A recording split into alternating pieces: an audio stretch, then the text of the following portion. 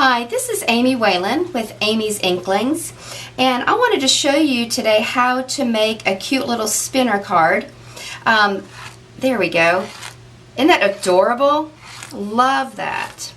So this is a card that I actually made when I was participating in the PALS Paper Arts Challenge this month, and it called for a square format, but I'll show you in the standard format where you end up with a card that is 5.5 by 4.25. So I started with rose red cardstock at 5.5 by 8.5, scored it and folded it over. Then I attached a piece of Pacific Point cardstock that measures 5.125 by 4. And then I took a piece of designer series paper from the All A Bloom DSP pack.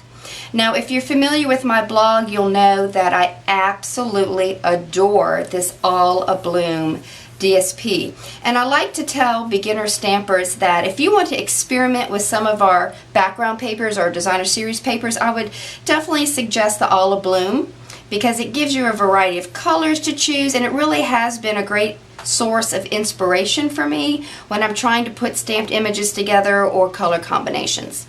So we'll go ahead and start there.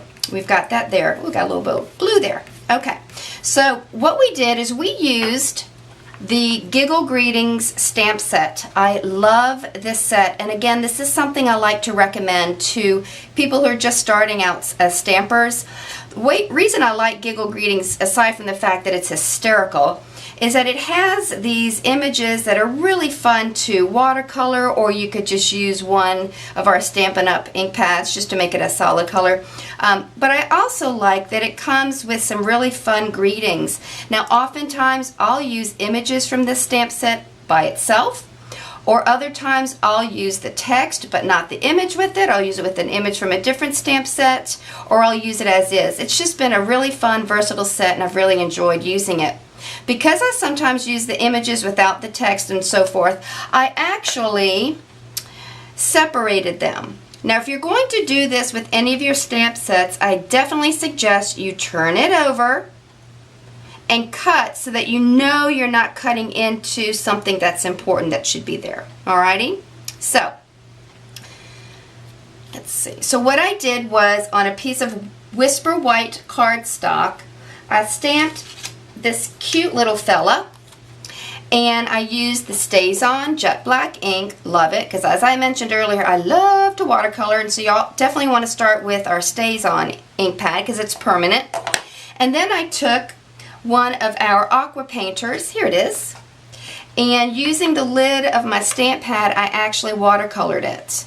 And I'll show you how to do that technique in a different video. And then I used the Real Red to paint his cute little tongue. Now, to add some added interest to it, I used our Pacific Point ink pad and one of our sponges, and I just sponged along the edge, again, just to add some color, a little bit of interest. I do a lot of sponging. Love the sponging, and you end up with that.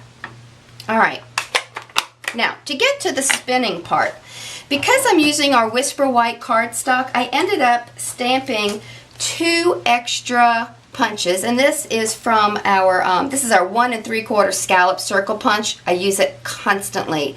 And when I made the other card, I actually glued these two together and then glued it here, and I simply did that just to give this some more weight, like that. Okay, so let's just go ahead and pretend I did that. Now, the way to make this a spinner card is to use pennies, and I forgot I had already assembled this, so I'll just take this apart and show you how to do this again. You'll be using our Stampin' Dimensionals, and you'll put one on Mr. Lincoln right here, and you'll take the backer off. Come on, Amy. It won't come off. There we go. And stick the penny to it like that, and you see it creates a gutter, and that's what you want. Then you'll take another Stampin' Dimensional and you'll put it here on the outside, and this is how you will attach your image. Okay? So now you have your image on the base that's pennies. And there's a dimensional in between the pennies to make this a little gutter. And that'll make sense in just a minute. Now, as you'll see in this card, and again, I'm going to kind of whiz through this just to save some time. I took a piece of our Whisper White cardstock, and I used just this section of the stamp. And again, this reads, "You did it. Now go chase your dreams." And then underneath on the yellow, I took this section of the stamp and stamped "or your tail" or whatever, and I stamped that here. Okay, but let me go and show you how I made this gutter. All right, you'll start with a piece of cardstock. This is Daffodil Delight. It measures 4 3/4 by 2. And you'll take, where'd it go? Here we go. You will take our word window punch and you'll turn it upside down. And what you want to do is take your cardstock and push it all the way to the back until it can't go any farther. And you'll want to line it up, so right there, and you're going to punch. Okay, now, you want to go all the way across. You're going to slide it, and this is why it's so important to line it up to the back of the punch, so that you can be assured that as you move it across and continue punching, it'll be all in one straight line. Let me turn this toward me to see. Okay, there you go. And now you have a gutter, okay? You'll also want, now this is not necessary for every spinner card, but if I were to put this here and then we spun the card, I didn't want to see the designer series paper popping through. I wanted it to be solid.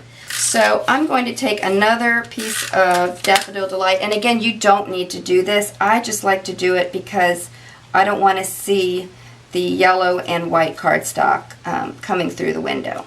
Put that there. Okay. All right. Now, what you need to do is take some dimensionals and move this up here.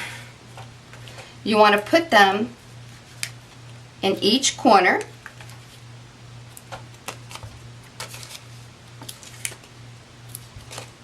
And I like to put one here too, but you can't get too close to the gutter because then the penny will hit it and it won't spin. And you see these at the very top? Don't throw these away. I use these all the time. I just take a little snip like that. That's more dimensional up there. You don't want to waste it. And I put a little piece up there. And let's take the backer off.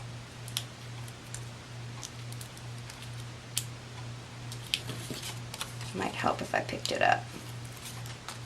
I love these dimensionals. I use them in every single project, and as you can see, I'm in need to order some more. All right, with those there, you're going to line this up here, like, let's see, there we go, like that. Now, with that in mind, look what happens. The penny, you slip the gutter in there, and then you kind of carefully pop that over the other side. Kind of hard to do. There we go. Oh, now see, look. I didn't put that little scrap piece of paper in the right place. I should have lowered it. What I was trying to avoid was seeing this pop through the window. But because of my boo-boo, what we're seeing is the blue. So if it doesn't matter to you, then just leave it as is. But what I was trying to do was to bring that scratch piece of paper to come down to fill that hole up. All right, so let's switch to this one, and that'll make more sense. You see, it's just yellow back there, okay? Now, when you put it together, it's really important that you jiggle, jiggle, jiggle, jiggle, jiggle. And what this is doing is it's kind of, you know, our dimensionals are, what are they, a hexagon? Yep, they're hexagon shaped. And by doing this, you're kind of wearing down those dimensionals to make them more smooth to create your spinner card. Isn't that fun? And I don't know if you can notice, but when I first saw this stamp set, I looked at the dog and I thought, oh, definitely Google eyes. And that's what I did. I attached some Google eyes. So he's kind of a crazy wackadoo dog. Anyway, I hope you enjoyed that. I hope I was clear, and I hope that you'll go and try a spinner card. Thanks for stopping by, and I am looking forward to showing you some other techniques. Have a good day. Bye-bye.